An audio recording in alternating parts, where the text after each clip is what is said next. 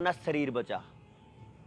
जब किसी को नपुंसक बोल देते थे ना, तो जान लेने पे उतारू था वो आदमी। और आज आज इस बेइज्जती को वो आराम से सुन लेता है। क्यों सुन लेता है भाई? क्योंकि समाज का नाश ही हो लिया, और जिन बड़े बुजुर्गों को संभालना चाहिए था वो संभाल नहीं पाए, और जो सरकारों को जो व्यवस्था देनी चाहिए थी, पढ़ाई देनी चाहिए थी, उन्होंने गंदगी घुसा दी। क्या क्या दे रहे हैं बच्चों को? मोबाइल में आपको क्या मिलेगा? जब बच्चा 2 साल का है, 3 साल का है तो कार्टून मिलेंगे। जब बच्चा 5, 6, 7 साल का है तो गेम मिलेंगे। जब बच्चा 12, 13 साल का है तो अश्लील वीडियो मिलेंगी। और जब 18 प्लस हो जाएगा तो उसको क्या क्या परोसा जा रहा है वो आप सबको पता है। अब जब एक बच्चा इतनी गंदगी देखेगा तो आपको क्या लगता है वो भगत सिंह बनेगा या वो अपने बाप की मानेगा? जी ये बच्चे बैठे देख, ये पीछे बैठे देख हंस रहे हैं। अच्छा, जितने बच्चे गेम खेलते हैं, कौन कौन से गेम है? 3 पत्ते वाले है ना? 3 पत्ती गेम है। 3 पत्ती में क्या? जुआ। वो जुआ खेलना सिखा रहे हैं। और क्या है गेम में? बंदूकें हैं। हर दिन वो 100, 200, 500 आदमियों को मार रहा है, और मरते टाइम जब वो गोली लगती है ना, खून भी आता है। आता है कि नहीं बच्चों? आ रहा है ना? अंदर ही अंदर बता रहे हैं वो कि ऐसा है। अब एक बात बताओ, जो बच्चा सुबह से शाम तक खून खराबा अपनी आंखों के सामने देख रहा है, कल वो किसी को चक्कू नहीं मार देगा? आपको नहीं लगता? मैंने अपने बच्चे को बचा लिया भाई। मैं तो अपने बच्चे ना समाज को नहीं दूंगा, मैं तो अपने बच्चे को बचा कर रखूंगा। कितने दिन? 10 साल, 12 साल, 18 साल, उसके बाद तो देना नहीं पड़ेगा समाज को। अब जब समाज चक्कू चलाने वाला होगा तो आपका बच्चा कब तक बचेगा? या बचेगा? अगर आपको अपने बच्चे को बचाना है, अगर आपको इस समाज में यह देखना है कि मेरा बच्चा सुरक्षित रहे, तो आपको दूसरे बच्चे भी ठीक करने पड़ेंगे। जब बच्चा आपका बचेगा,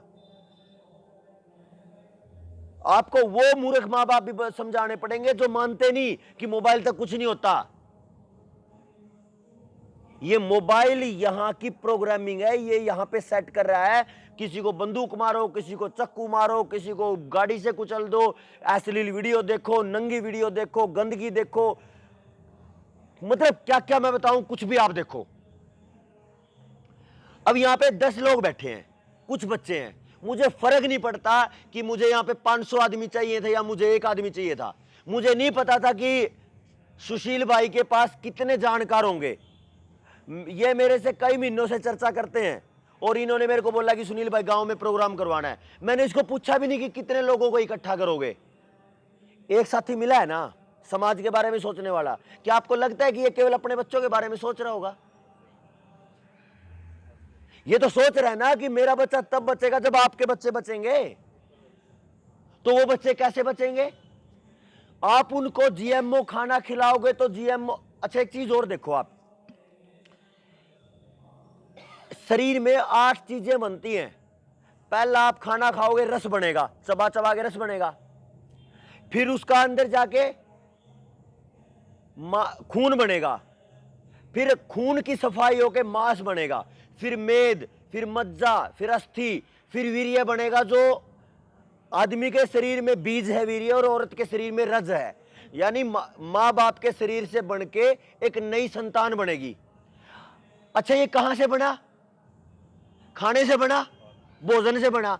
अगर एक भोजन में गुण है, गुण कौन सा है? जैसे आजकल खीर आ रहा है पोली हाउस का, उसमें अगले बीज ही नहीं बनता। देखा आपने पोली हाउस का खीरा? बीज नहीं बनता उसमें। ऐसे जीएमओ टमाटर आ रहे हैं, उसमें बीज ही नहीं बनता। ऐसे जीएमओ कपास, कॉटन आ रही है, बिनोड़ आ रहा है, उसमें बीज नहीं बनता।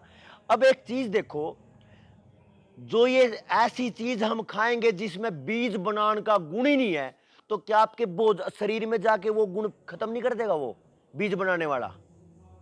मेरी बात समझ आ रही है क्या भाई? बता दो थोड़ा सा जोर सीधा, भाई बात सही है गलत है?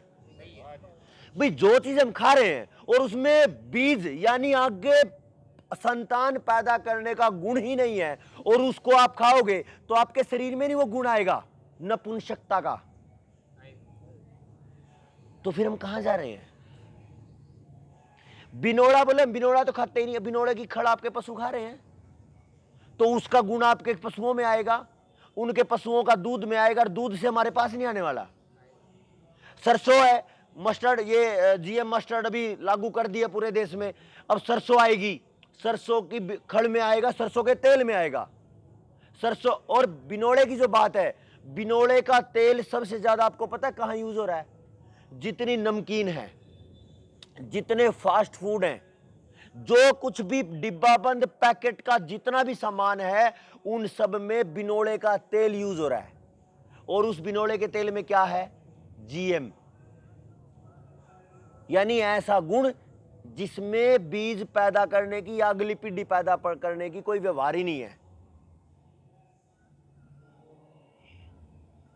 आप देखो, एक कुतिया ब्याह रही हो ना, और उसके एकदम ताजी ताजी ब्याही हो, 1-2 दिन के बच्चे हो, उसके नजदीक से भी निकल जाओ और उसको ये संदेह हो जाए कि ये आपको, आपके बच्चे, मतलब कुतिया के बच्चे को परेशान करेगा कोई आदमी, जान ले सकती है वो उसकी। गलत तो नहीं कह रहा मैं? जब एक कुतिया को ये पता है, जब एक बिल्ली को झपटा मार सकती है, बिल्ली को ये पता है, एक गाय जान ले सकती है, एक घोड़ी गाय जान ले सकती है किसी भी अपने सामने दिखते हुए दुश्मन की, और हम आदमी कैसे हो गए? हमारे सामने हमारा बीज मार दिया, हमारे सामने हमारा सब कुछ नाश कर दिया, और हम ठंडे बैठे हैं। क्या हम कुत्ते बिल्ली से भी गए? क्या हम पशुओं से भी गए? कई बार आपने वीडियो देखी हो, एक हिरण और हिरण का बच्चा दौड़ रहा है, उसके पीछे शेर आ गया, तो उस हिरणी ने क्या किया? अपने बच्चे को तो आगे निकाल दिया और बीच में खुद खड़ी होगी कि मरूंगी तो मैं पहले मरूंगी। तो एक जानवर है, इतनी मजबूत प्रवृत्ति का है, और हम कितने ठंडे हो गए। क्या हमें यह नहीं सोचना चाहिए कि जो ये काम कर रहे हैं, जो हमारे शरीरों का नाश कर रहे हैं, जो हमारे फसलों का नाश कर रहे हैं, जो हमारी पशुओं का नाश कर रहे हैं, पूरी की पूरी प्रजाति का नाश करने पे तुले हैं, वो लोग कौन है? क्या ये दिमाग में नहीं आना चाहिए? नहीं जी, ऐसा भी है कि समाज के भी ना हो वो, तो है तो इंसान ही है। हाँ, यही मैं कह रहा हूं कि कम से कम पहचान तो होनी चाहिए ना हमें कि कौन हमारा दुश्मन है जो हमारी पीढ़ियों को रोक देना चाहता है, या ये पहचान भी नहीं होनी चाहिए। जब एक कुत्ता बिल्ली, कोई भी हिरण, कोई भी कुछ भी छोटे से छोटा जानवर इतनी समझ बना लेता है, पास से निकलते हुए को पहचान लेता है कि ये तेरे को नुकसान कर देगा, तेरे बच्चों को नुकसान कर देगा, और झपट पड़ता है, तो आदमी तो कहते कि आदमी तो सबसे ज्यादा बुद्धिजीवी है।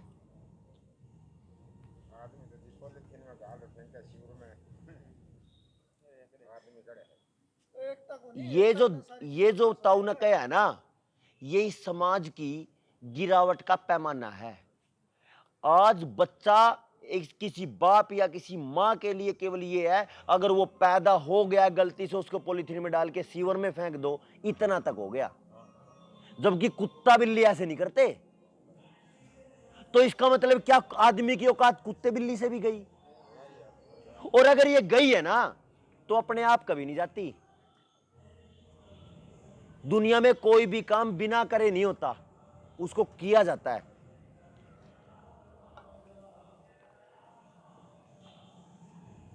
ये कैसे किया गया है, इसका मैंने उदाहरण दिया आपको खेती के बारे में।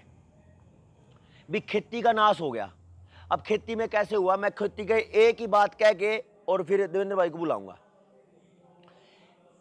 1965 में हरित क्रांति नाम की क्रांति आई, और इस हरित क्रांति का मतलब था, जो हमारे बूढ़े लोग, हमारे बुजुर्ग, जो दादा परदादा थे, बापू की उम्र के थे, वो देसी खेती करते थे, पशुओं के गोबर से, पशुओं के मूत्र से जुड़ी हुई। बढ़िया चल रहा था पूरा देश, पूरी ताकत थी, पहलवानी थी, मजबूत शरीर थे। और आज तो हम ये कह रहे हैं कि एक भी पैदा नहीं होता, नपुंसकता इतनी है। और हमारी पहली पीढ़ी में एक एक आदमी को, एक एक परिवार में 5-5, 7-7 के नीचे किसी को नहीं थे। आप अपनी पिछली पीढ़ी में देखो, किसी के चाचे ताऊ 5, किसी के चाचे ताऊ 10, किसी के बुआ चाचे ताऊ 12, ऐसे ही है ना। अच्छा, वो भूखे मर गए? तो भूखे तो वो भी नहीं मरे जिन्होंने इतने ज्यादा पैदा कर दिए। तो आज ये समस्या कहां से बना दी भाई कि भूखे मर जाएंगे? देवेंद्र भाई एक बात कहते हैं कि 100 आदमी है और 100 आदमी खेती करते हैं 100 एकड़ की, तो मान के चलो यहां जितने बैठे एक आदमी 1 किले में गेहूं उगा लिया, 20 क्विंटल होगी, तो क्या 20 क्विंटल गेहूं को एक साल में खा जाएगा? वो कितना खा लेगा? यानी 2 क्विंटल 3 क्विंटल इतना ही खा लेगा। तो इसका मतलब कितना बचा? 15 17 18 क्विंटल बच गई। पूरे देश में जितने भी किसान हैं या पूरी जितनी भी जनसंख्या है, अगर उसको सारी को जोड़ लो तो जितना वो खाते हैं ना, उससे कई गुना पैदा करते हैं वो। तो ये झूठ फैलाया गया कि जनसंख्या ज्यादा है, भूखमरी ज्यादा आएगी, इसलिए जनसंख्या कम होनी चाहिए। और कम होने के नाम पे क्या कर दिया? बड़ा परिवार दुखी परिवार, छोटा परिवार सुखी परिवार। सुना आपने नारा? जब हम बच्चे होंगे, जो मेरे बराबर के नौजवान जो भाई हैं, उन्होंने तो पक्का पढ़ा होगा। और उसके नाम पे क्या कर दिया? एक तरफ से खेती में यूरिया डीएपी डाल दिया, चौपट होगी खेती। बीमारियां इतनी आई कि हमारे कंट्रोल में ही कुछ नहीं रहा। उसके बाद क्या हुआ? उसके बाद खर्चे बढ़ते चले गए और ऊपर से दिमाग में डाल दिया कि बड़ा परिवार तो दुखी परिवार होता है। इसका मतलब क्या? कि ज्यादा बाण भाई होने नहीं चाहिए। तो क्या होना चाहिए भाई? आप 1 या 2 बच्चे पैदा करो, खेती में इधर से घाटा आ चुका है, आप अब नौकरी करो। अब नौकरी करके गुड़गांव जाओ, हिसार जाओ, सिरसा जाओ, चंडीगढ़ जाओ, वहां पे बच्चे कितने? 2। सुबह सुबह बच्चा भी संभालना, सुबह सुबह अपने घर वाला भी तैयार करना। तो कौन से को तैयार करेगी? दोनों को। तो जरूरी कौन सा समझेगी? जो पैसे लाके देगा।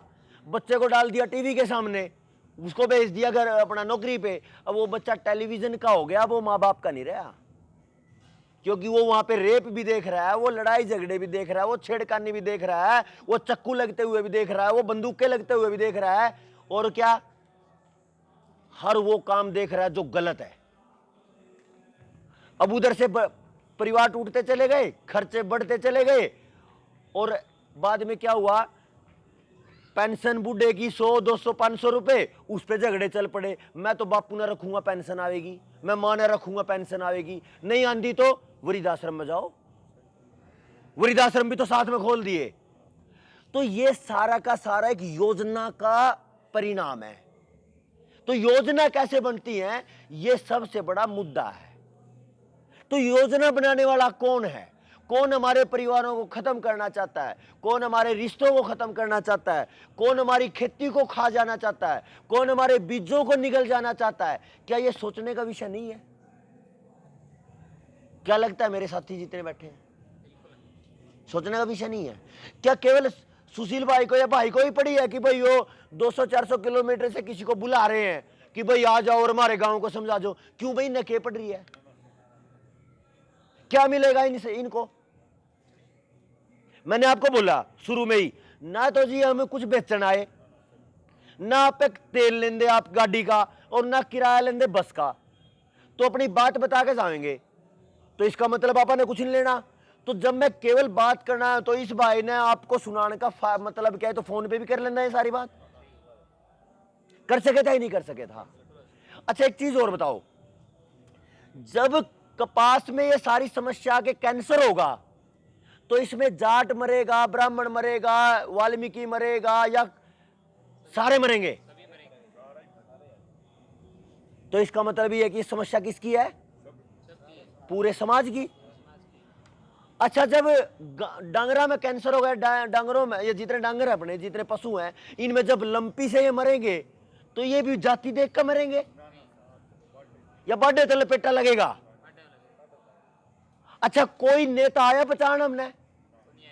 क्या ये नपुंसकता पे बात करने, बीजों पे बात करने, खेती के नाश पे बात करने, पशुओं के नाश पे बात करने कोई जेजेपी का आया? कोई कांग्रेस का, कोई बीजेपी का, कोई जजपा का, कोई नेल्लो का, कोई बिश्नोई का, कोई आया है क्या? तो जब कोई नहीं आया, तो अब किसको देखना पड़ेगा भाई ये रास्ते का समाधान, इस गलत रास्ते का? किसको खड़े होना पड़ेगा? अब तो समाज को खड़े होना पड़ेगा। ये बात क्लियर है क्या? तो क्या ऐसा हो सके है? ये भाई ने मेरे तक संपर्क करा है, दोनों भाई थे, इस भाई ने कम से कम 20 जने बिठा दिए। तो क्या ये 20 जने 2-2 3-3 ने नहीं बिठा सकते? तभी तो समाज इकट्ठा होगा। जिस दिन इन भाइयों ने आज 20 जने इकट्ठे कर दिए, और जब आप सारे के सारे मिलकर 50, 60, 100 जने इकट्ठे कर दोगे, तो क्या इन भाइयों का हौसला नहीं बढ़ेगा? क्या इनसे आपसे ये कोई कागज के नोट ले रहा है, या आपसे कुछ लूट रहा हो, या इसका कुछ निजी स्वार्थ हो? बस अंतर ये है कि इसको समझ आ गया है कि भाई नाश हो लिया पूरे गांव का, बचना किसी का नहीं। बच्चा, आपके बच्चे का नंबर बहुत नजदीक है, और ये तभी बच सकता है जब पूरा गांव समाधान कर लेगा। तो मैं उम्मीद ये करूंगा, आज खेती पे चर्चा करने का मन था, लेकिन अभी टाइम भी है। ये जो अगला सीजन आएगा, जब फसल आएगी अगली से अगली, तब जो टाइम होता है ना गर्मी में खेती की तैयारी का, इस पे डिटेल में चर्चा उससे पहले करेंगे कि तैयारी कैसे हो। लेकिन मैं इतना ही कहना चाहूंगा, अभी तो 2 भाई थे, अब तो ये लगभग 8-10 हो गए, कुछ बच्चे भी हैं। ये नौजवान तो काफी समझदार दिख रहे हैं। आप एक बार प्रयास करो और एक बार गांव में दोबारा से 100, 150, 200 बंदों को तैयार करो। जो कुछ बातें ऐसी हैं जो और अच्छे से डिटेल में बताएंगे, देवेंद्र भाई बताएंगे। मैं देवेंद्र भाई को निवेदन करता हूं कि वो अपनी चर्चा करें। मेरी बात अगर आपको सही लगी हो तो आप इस पे आगे प्रयास करो। कोई गलती रही हो तो मैं माफी चाहूंगा हाथ जोड़ के।